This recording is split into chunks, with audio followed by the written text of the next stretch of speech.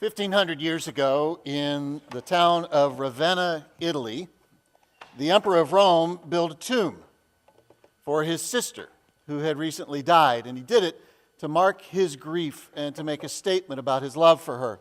And if you go to that town, that mausoleum is still standing. Here's a picture of it. And it's in near flawless condition 1,500 years later. It's designed in the shape of a cross, and there are vaulted ceilings throughout that mausoleum. And those ceilings are covered with thousands and thousands of individual tiles, the most stunning of which makes up a swirling group of stars in a deep blue sky. Visitors who come to the mausoleum from all over the world are initially disappointed when they get there. The structure seldom lives up to the images that they've been sent on postcards or they've researched on the web. And it's for a very good reason, because as you look at the building, you see there aren't very many windows, and the ones that are there are really small, and so they let in just a minimal amount of natural light. In fact, as you walk into the mausoleum, nearly all of the beautiful mosaics are hidden behind a veil of darkness. Until that one curious tourist who's in every crowd, that one tourist manages to bump into a metal box that's fastened to the wall. He notices there's a slot in the top, and he doesn't see any instructions about what it's for, so he just curiously drops a coin in.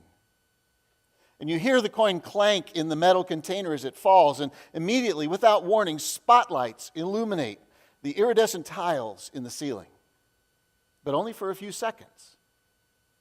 And they go off, and for some strange reason now, the darkness seems worse than it was before.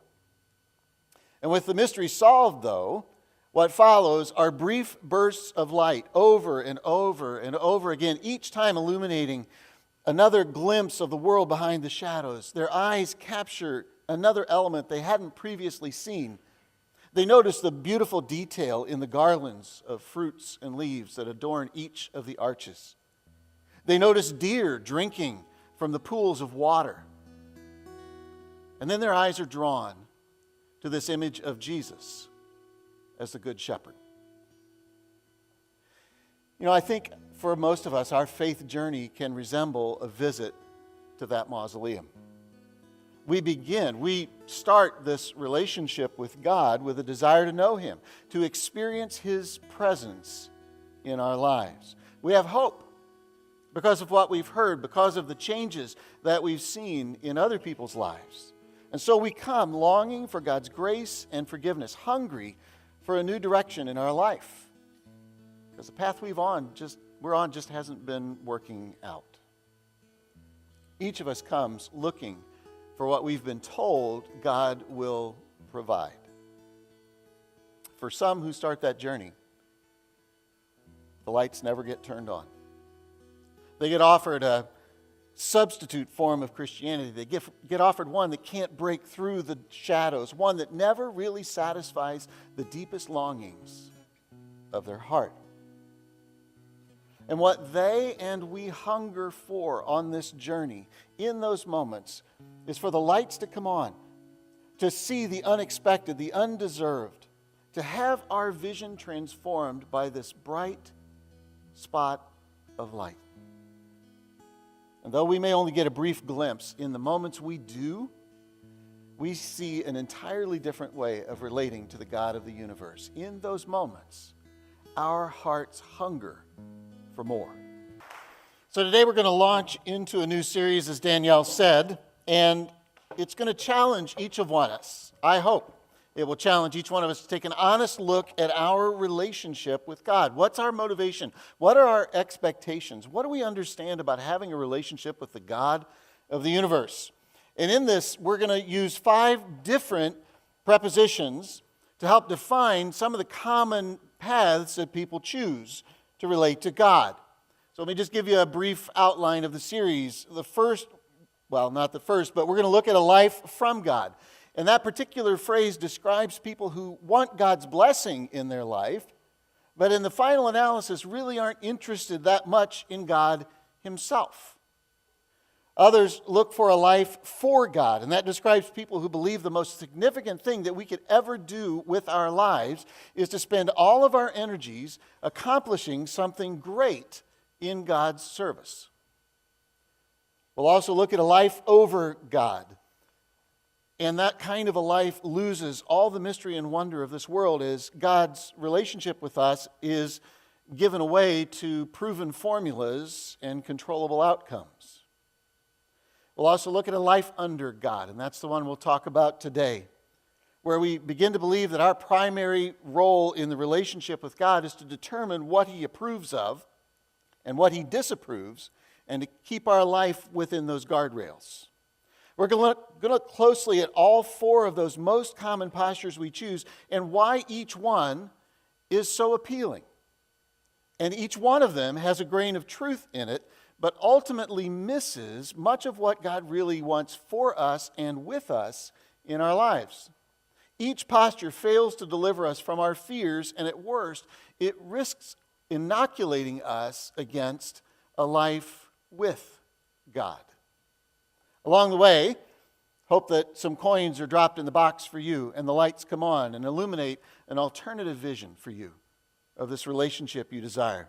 One that helps all of us reimagine our relationship with God, whether we're just starting that journey or we're decades into it. So let's dig in. I think there are a lot of us in our lives in subtle ways who live as if God's love were conditional. How God feels about me, how God relates to me on any given day is determined solely by my behavior. It's like you can picture God in this swivel chair, right?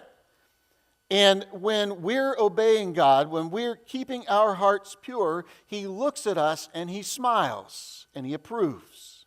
But the moment we sin, the moment we step outside of those guardrails, God turns His back on us, refuses to even look at us. He's so disgusted.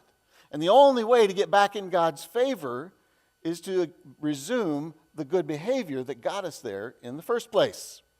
That's a great picture of what it means to try to live a life under God. And that life reduces our relationship with God to simple cause and effect terms. I have to work to obey God in my life. And if I do, then He'll bless my life. He'll bless my family. He'll bless our nation. And when calamity comes in my life, odds are pretty good that it was because I did something to deserve it. Does this make any sense at all? It's pretty easy for us to fall into this groove and not even realize it, but stay there in our relationship with God. It's easy because our culture reinforces this performance-based acceptance in our lives. Think about it. If we do well at work, if we do well in a volunteer role, if we do well in athletics, then we're rewarded for that. We're praised. If we get the game-winning hit, we're cheered on and admired. If we don't do a good job, whatever the venture is, we're fired, we're demoted, we're removed, we're cut from the team. It's the way the world works. And if we're not careful as adults, we can, as parents, teachers, and leaders, communicate the wrong message to people. Our actions will say to them, your value and your worth is based on your abilities and your performance. We've grown so used to this in our lives that it's natural for us, for our kids, to project that same behavior onto God. And once you recognize it, once you see it, it's hard to unsee it. You can hear it everywhere, and it slips even into our common conversation. You can hear it in the news media. You know, I remember hearing this and cringing after natural disasters like 9/11 and Katrina, where you would hear religious leaders on TV pontificating about how these failures had come, these tragedies and disasters had come to America simply because we had turned our back on God. And then these pastors went on to name specific sins they felt had caused God to bring these horrible disasters to us. Oddly enough, it didn't name any sins they were committing. It's just the rest of us. It's horrible theology. It really is. If we follow it, then it leads us into this fear-based life under God posture. And just so we're clear on this, we're not the first culture who's wrestled with this. If you read through the New Testament, you will find that it was all throughout the Gospels. Jesus spoke against this idea, and that was part of what made his teaching so shocking to the world. For example, in Luke 18, Jesus engages in this conversation with a wealthy man, a very wealthy man. His disciples are standing there listening. They have this conversation. And after he refuses Jesus' invitation to let go of all of his possessions and follow him, he walks away. And Jesus turns and says to his disciples, "Do you have any idea how difficult it is for people who have it all to enter God's kingdom? I'd say it's easier to thread a camel through a needle's eye than get a rich person into God's kingdom." This statement shocked everybody who heard it. Their entire culture had been built around and bought into the popular idea that people who were wealthy, people who were healthy, people who were comfortable got to that place because they were better at this God thing. They somehow had developed a better relationship with God than I did, which is why I'm poor. Being rich is a tangible sign of God's approval in my life. So it spun everybody's heads around when Jesus confronted this directly and said, nope, that's just not it. In fact, it's almost the opposite. Wealth is not necessarily a sign of God's approval. In fact, for a lot of people, it proves to be a barrier in their relationship with God. This performance-based narrative popped up even in Jesus' conversations with his closest followers. In John 9, Jesus has this interaction with a blind man. Again, the disciples are watching. But as soon as they see the blind man, they ask Jesus, why was this man born blind?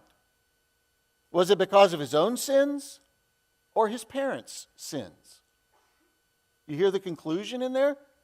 In their view, blindness was a curse. It was a judgment handed down from God in response to disobedience. The question wasn't really, did someone sin? It was who sinned that he was born this way. There's a cause and effect. Jesus corrects their assumption as he's restoring this man's sight and says, look, it wasn't because of his sins or his parents' sins. That's not the issue at all, Jesus says. This happened so the power of God could be seen in his life. At every opportunity, Jesus dismantled this posture of a life under God. He repeatedly taught disobedience does not mean a calamity is going to come on you. I know of people who've lain in hospital beds with cancer and had well-meaning Christian friends come in and say, you need to discern what God's trying to teach you through this. You need to figure out what you did in your life that caused this, and then God will heal you. It's common.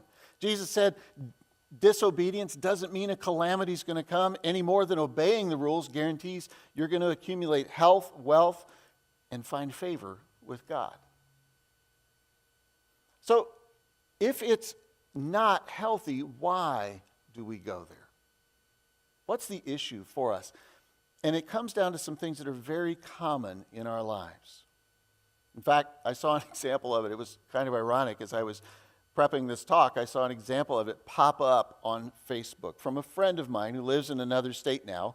He's been looking for a job for some time, and of his own admission, it's getting really discouraging. It's getting really hard to keep looking. And then he after a couple of sentences, he put this in. He said, but I just kept doing the right things, and the guy upstairs put some wind in my sails. It's an innocent comment, right? But he makes it sound like the only reason God helped him was because he did the right things. If he had stopped doing them, God would have abandoned him. You see how it can creep into our lives? I understand why we go there. I do. I go there. Because there's so much in this life that we struggle with. There are so many things that are out of or beyond our control. that impact us. And the resulting chaos from that often leads to fear. Will my business survive the downturn? Will it make it to the end of the year? And if that doesn't happen, what's going to happen to my job? How am I going to support my family? Will my kids stay healthy? Will my kids love God and follow Him? Will my investments be enough for my retirement? And honestly, the biggest fear I have these days is, are the Cubs really going to make the playoffs? I mean, seriously, boys, pull it together. What happens to us, honestly, is we desperately want to believe that if we can crack the code, if we can find the right prescription, then we can figure out how to control the chaos and fear in our life, or at least minimize the damage. And as weird as it sounds to say this out loud, when we live out this life under God posture, what we're really trying to do is to control God. Think about it. Through our behavior, we hope to put God in our debt. And then He'll have to do our bidding because of our obedience. Just when you say it out loud, it sounds so wrong, doesn't it? But we fall into this. Let me just play it out. We all have chaos in our lives. We have things we don't understand, can't control, right? So let me ask the question. What would you have to do in order to put God in your debt? So that God will fix what's broken and out of control in our lives. So I just started making a list for me. I mean, the things that pop in my mind were the things that I was raised with. You know, I mean, seriously, I'm going to put God in my debt. The first thing I have to do is read my Bible and pray every single day. I have to be in church every single Sunday. So you know there's a whole lot of people this morning that are already off the rails. I have to be a generous person with my money, with my time, with my possessions. So is that enough to put God in my debt? Okay.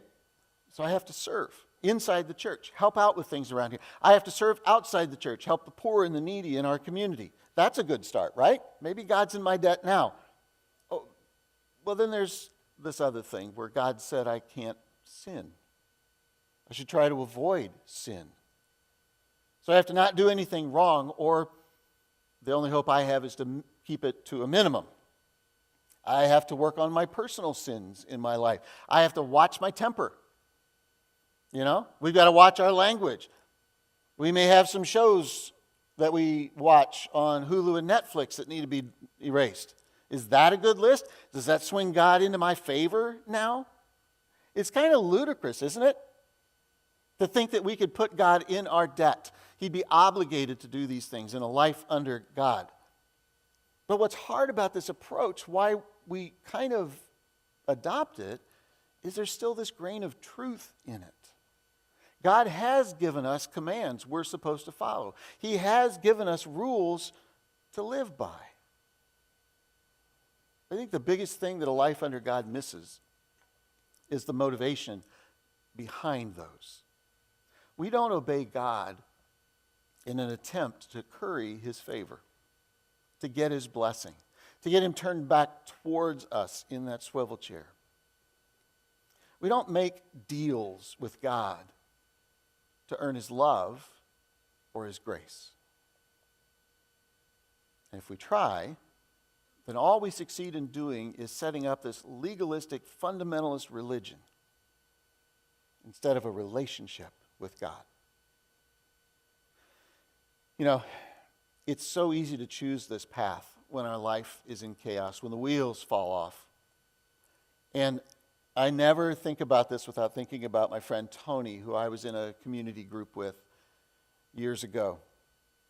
Tony was not a believer for the longest time. And our community group prayed for him. We prayed for his wife Libby, who was a believer, and she prayed for Tony. And as a group, we prayed for their 8-year-old son, Mark, who had a brain tumor. Now, we celebrated together when little Mark's cancer went into remission. We celebrated when Tony took a risk and came to our community group, and he stuck.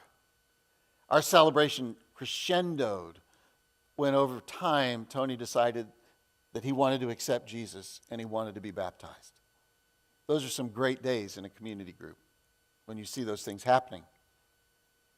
And then a couple of years later, we were sitting around in our community group doing that thing that most groups do, like do your high-low. What was your highest high or your lowest low since we last met? We started to share what's going on in your week. And I'll never forget that as we got closer and closer to Tony, he dropped his head into his hands and he just began to cry.